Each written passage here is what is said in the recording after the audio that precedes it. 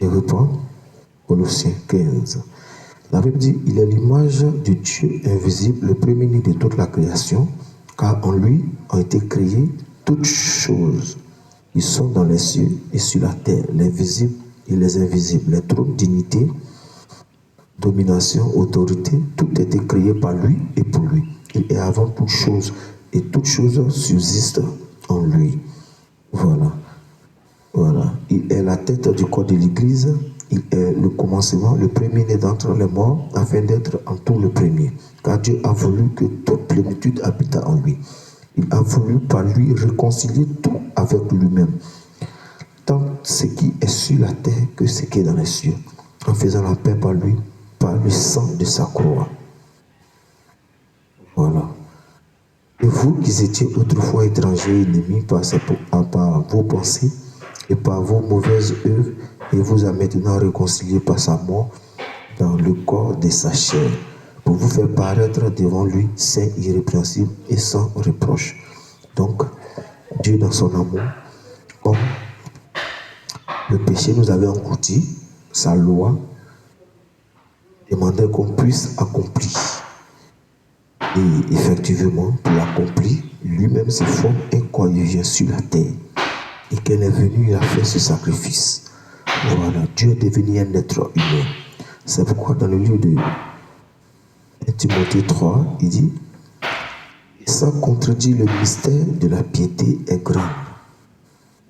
Et sans contredire le mystère de la piété est grand. Dieu manifesté en chair, prêché aux Antilles, prêché dans le monde, cru dans le monde. Donc, pour devenir pur, il faut savoir que c'est Dieu qui est devenu un être humain. Pour dire, en lui habite corporellement toute la plénitude de Dieu. Il est l'empreinte de Dieu. Il est l'empreinte de sa personne. Si tu as vu Dieu, tu l'as vu. Il était avec ses disciples, il a dit, je vais au Père. Et Philippe lui a demandé, montre-nous le Père, cela nous suffit. Et Jésus dit, je suis longtemps avec vous et vous ne me connaissez pas. Il dit, montre-nous le Père seulement. Il dit, celui qui m'a vu a vu le Père. Moi et le Père, nous sommes un. Et Jésus vient, il fait des déclarations pour dire qu'en toute chose, c'est lui que Dieu a envoyé pour donner la vie. Et le Père a rendu témoignage à son Fils. Il dit dans le livre de 1 Jean là-bas, celui qui a le Fils a la vie. Celui qui n'a pas le Fils n'a pas la vie. Dieu en effet a envoyé son Fils pour que le monde soit sauvé par lui. Mais les hommes ont désiré les ténèbres. Voilà. Et dans le livre de 1 Jean, la Bible dit que, je vais lire ça rapidement, 1 Jean 2, verset 21, il dit, je vous écris non que vous ne connaissez pas la vérité, mais parce que vous la connaissez et parce qu'aucun mensonge ne vient de la vérité. Qui est menteur, sinon celui qui nie que Jésus est le Christ, c'est-à-dire le choix, celui qui vit éternellement. Celui-là est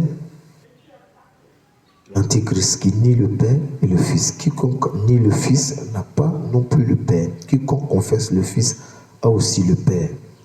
Ce que vous avez entendu dès le commencement demeure en vous.